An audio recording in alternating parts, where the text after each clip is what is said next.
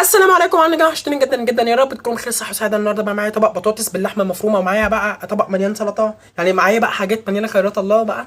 يا سلام بقى، ونجيب بقى لقمه العيش كده بقى، بصوا لقمه العيش. ويا سلام بقى ايه على تغميسه البطاطس. بسم الله ما شاء الله، الله اكبر. بامانه بامانه الطعم حلو. اكل بقى ايه؟ حبه سلطه.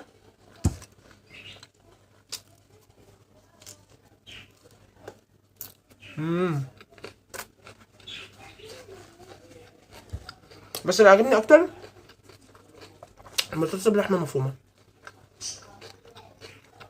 كان جماله.